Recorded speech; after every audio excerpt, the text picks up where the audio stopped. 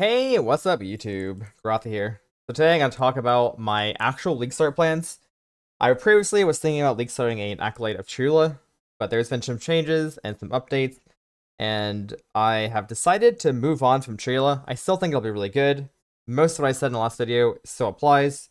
The main difference is they are removing Volatile Power, which is the empowered support gem, which was like the weapon swap shenanigans to get a lot of volatility. They may be adding a new gym to make up for that with like some lineage support or something like that. But currently, that gym's getting removed. So I have decided to go back to my roots here. So I'm doing a full circle. I'm going back to Blood Mage Fire Ball. Now, this build is really, really interesting. I wouldn't really mind look at the trade too much here. The trade is going to change, obviously. I'll keep you guys updated with that. This is my current pathing. Mostly because I wanted to grab fork nodes, which should still be there, and movement speed. Mostly just grabbing all the crit nodes on the tree and some chaos damage nodes. And you may be asking, why chaos damage? Why is this guy clicking chaos damage nodes? Okay, so not only am I playing Fireball, I'm also planning on playing Chaos Fireball. The new node, Black Flame Heart, some Black Heart Flame, something like that, is converting all fire damage to chaos damage. This is really interesting. First off, you get the purple flames when you ignite. That's kind of cool, and I really want to do that. Second off, Blood Mage is quite a bit stronger now. Blood Mage is getting Sanguimancy for free. As soon as you ascend, you get this node for free, and you can pick one of the other nodes instead.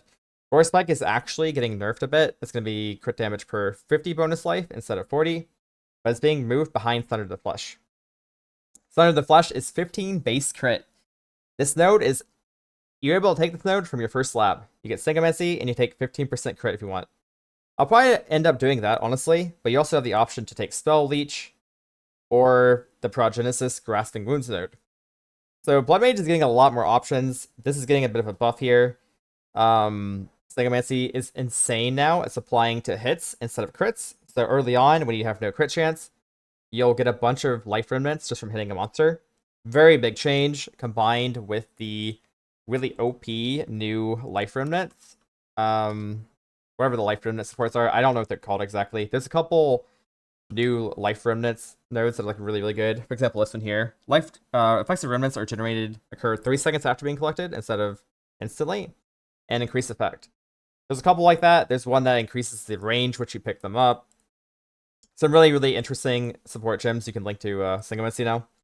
Very strong. It's getting a lot better after the patch. It's becoming free. So, yeah. One thing to note, though, is they are nerfing overflow from 100% overflow to 1.5. So, for example, just 50% more HP, basically, when you have Life Remnants up. Still, I think overall it's a very big buff to Blood Mage. You could take Crimson Power and get crit node still, and get Leech. That's crazy. Yeah, or get the Gore Spike node, which is going to be the last one over here. Honestly, I think Blood Mage will be super tanky, and I think it'll do a lot of damage because you have 15 base crit. Fireball has a really low base crit, so this is a massive increase. If you want to go crit, Fireball makes a lot of sense with Blood Mage. So that's my current plan. So why are we converting it to chaos damage? Chaos damage causes a couple things. So first off, in POE2, conversion means you don't actually scale off fire damage at all, or elemental damage. And with that in mind, you also won't scale off LA weakness or exposure either. Now you're scaling off chaos damage, so chaos nodes, projectile damage. Any projectile damage would also scale fireball still, and wither and despair instead. So Wither is actually quite strong. I think Wither is probably better than Exposure, to be honest. It's increased damage taken, and you can scale Wither effect on the tree with your weapon swap. Yeah, I think Wither's just better, I think, than Exposure, first off. Second off, you get Despair. Despair is pretty similar, I think, to LA Weakness. Nothing really changing there. But no, yeah, you no longer scale up LA damage or fire damage. This might change. I haven't decided yet if I want to stick with this completely, but this is the idea going into the league, and I think it sounds really cool. Like I mentioned, I will be weapon swapping. The main reason that we're weapon swapping is so we can use Wicked Quill for Wither on hit, and Effigy of Cruelty. This is my plan for Chayla as well, but it's a really solid setup, and I think it works just as well, if not better, on this character. We'll get critical weakness on hitting with crits, and we'll also get wither on hit. The same setup basically. We're gonna be using Ember Fusillade, Chaos Infusion, Scatter Shot, Arcane Tempo, adding a lot of extra projectiles, adding a lot of speed. The weapon swap will be instant next patch. This should be very smooth, and you'll just pop this on anything that doesn't die instantly. You want to get some weather stacks and some critical weakness stacks. So that's the main reason for weapon swapping. And the main idea around the build, honestly. That's most of the idea. Why am I going down here to Ranger, you may be asking. First off, the fork nodes are really strong in combination with Snake Pit or the Fork Gem. Apparently Snake Pit's quite rare now, so you might not have this right away.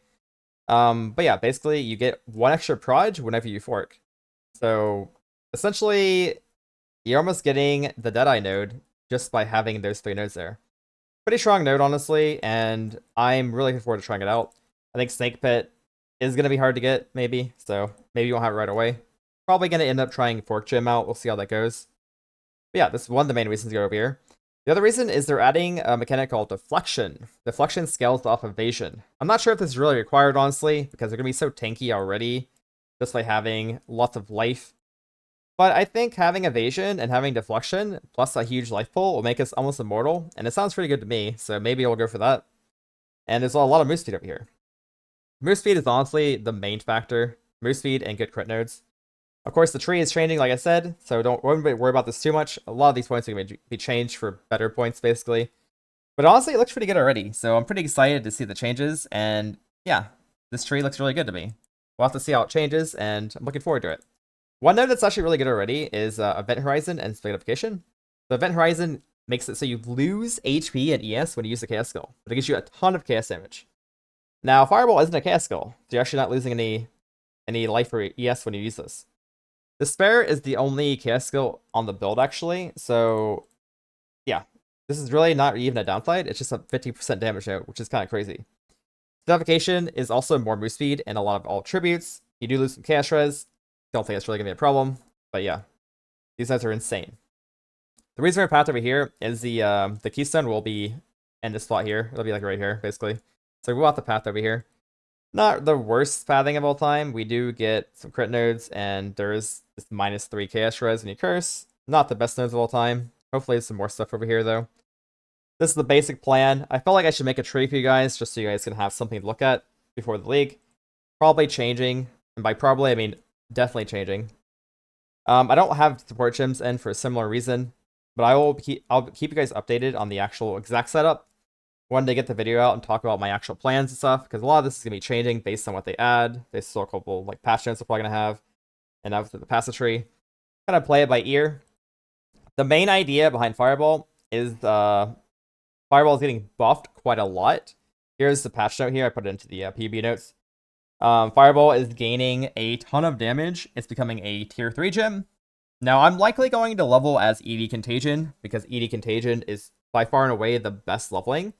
And we actually get a lot of damage as a Witch starting location. So we'll probably end up specking into all its chaos damage, and like spell damage here, and just have a really easy start with ED Contagion.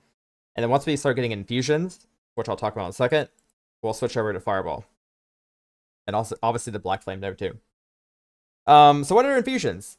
Now, Fireball is gaining, well, all spells basically are gaining these things called infusions. They're kind of the same functionality as Life Remnants are. There's an orb on the ground, you pick it up. The main difference here is we're gaining fire, lightning, or cold infusion. These will be orbs on the ground that you generate through very specific things. So the main reason we want infusion for Fireball is it gains a secondary proj. So before it had a secondary proj baseline, now it needs a fire infusion to proc secondary projectiles. This sounds bad, but Fireball is gaining a massive amount of damage. The secondary proj is also getting tripled in damage, and the secondary proj can overlap with the main projectile now. So Fireball is gaining like 5 times more damage combined than what it used to be. Really insane amount of damage. Should be really good, depending on how often you can cast Fire Infusion with it. Now, how are we gaining Fire Infusions? So here's a couple ideas I have. Living Bomb is being changed to being an actual gem you can cut.